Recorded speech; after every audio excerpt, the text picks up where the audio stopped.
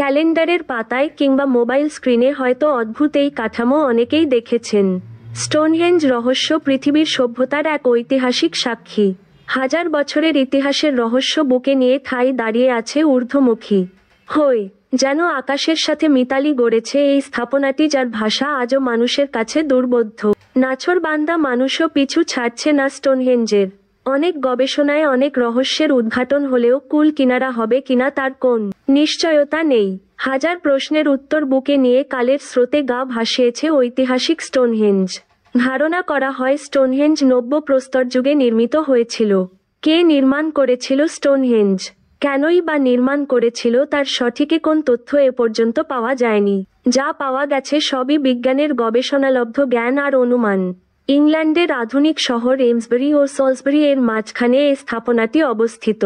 এইমসবারি থেকে 3 কিলোমিটার দক্ষিণে এবং সলসবারি থেকে 8 কিলোমিটার উত্তরে এর অবস্থান।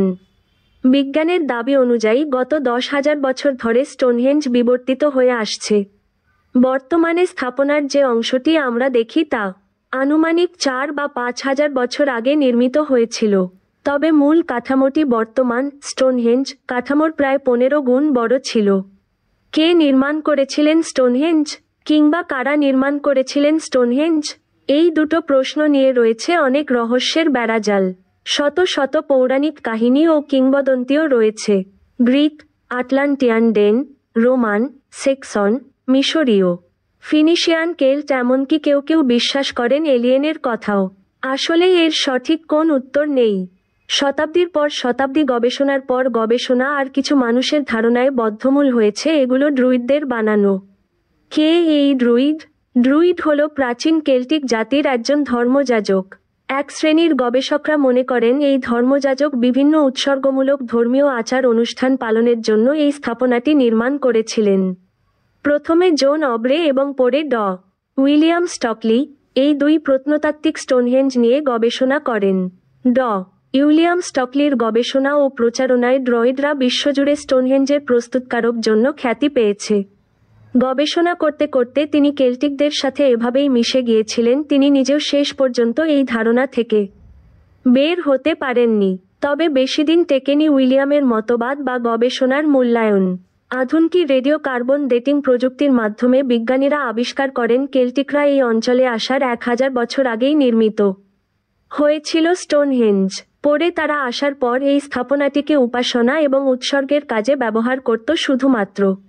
আধুনিক ড্রুইডরা এখনও উপাসনার জন্য বছরে একবার গ্রীষ্মকালে স্টোনহেঞ্জে সমবেত হয়। অধিকাংশ বিজ্ঞানীরাই স্টোনহেঞ্জ রহস্য নিয়ে আধুনিক রেডিও কার্বন ডেটিং পদ্ধতির প্রতিবেদনে বিশ্বাসী। এই হিসেব অনুযায়ী স্টোনহেঞ্জ রহস্য খ্রিস্টপূর্ব 3000 বছরের পুরনো। প্রথম এই স্থাপনাটি নির্মাণ করেছিল নব্যপ্রস্তর যুগের কৃষিজীবী মানুষরা। দ্বিতীয়বারের মতো এই স্থাপনা নির্মাণে অংশ নিয়েছিল ইউরোপীয় বিকার জাতির লোকেরা। আনুমানিক খ্রিস্টপূর্ব 2000 বছর আগে সলসবারি সমভূমির বাসিন্দাদের উপর আক্রমণ করে বিকার জাতিগোষ্ঠী এখানে বসতি স্থাপন করে। তারা ছিল অত্যন্ত সংগঠিত এবং খুবই মর্যাদাপূর্ণ জীবনযাপন করত। তাদের কর্মজীবনে গাণিতিক ধারণা ছিল উন্নত মানের। বিকাররা ছিলেন সূর্যের পূজারী। তৃতীয় পর্যায়ে ওয়েজেক্সের লোকরা স্টোনহেঞ্জ নির্মাণে হাত লাগিয়েছিল। আনুমানিক 1500 খ্রিস্টপূর্বাব্দে স্টোনহেঞ্জের সারসন্স নামক পাথরগুলোতে তারাই ব্রোঞ্জের তলোয়ার অঙ্কন করেছিল। স্টোনহেঞ্জ কারা নির্মাণ করেছিল তার সঠিক উত্তর না পাওয়া গেলেও কেন নির্মাণ করা হয়েছিল এই প্রাচীন স্থাপনাটি তার একটি সুস্পষ্ট ধারণা বিজ্ঞান আবিষ্কার করতে সক্ষম হয়েছে। বছরের পর বছর গবেষণার পর অনেক সঠিক ইতিহাস না পাওয়া গেলেও কিছু বিষয়ে সুস্পষ্টভাবেই জানা গেছে কেন নির্মাণ করা হয়েছিল স্টোনহেঞ্জ। এ বিষয়ে বিজ্ঞানীরা 3টি বিষয়ে নিশ্চিতভাবে বলতে পারেন। বিশ্বাসযোগ্য 3টি কারণ হল: 1. পবিত্র সমাধিস্থল হিসেবে ব্যবহারের জন্য। 2. জ্যোতির্বিজ্ঞান সংক্রান্ত কাজের জন্য। 3. আরোগ্য লাভের স্থান হিসেবে। সম্প্রতি কয়েক বছরের গবেষণায় স্টোনহেঞ্জ ও তার আশপাশের এলাকা থেকে 63 জন প্রাচীন মানুষের কাল ও হাড় পাওয়া গেছে, যা অন্তত স্টোনহেঞ্জ রহস্যের একটি দিক নির্দেশ করে যে এটি পবিত্র সমাধিস্থল হিসেবে ব্যবহার করা হতো। Britannica, history.com, Nat Geo Kids।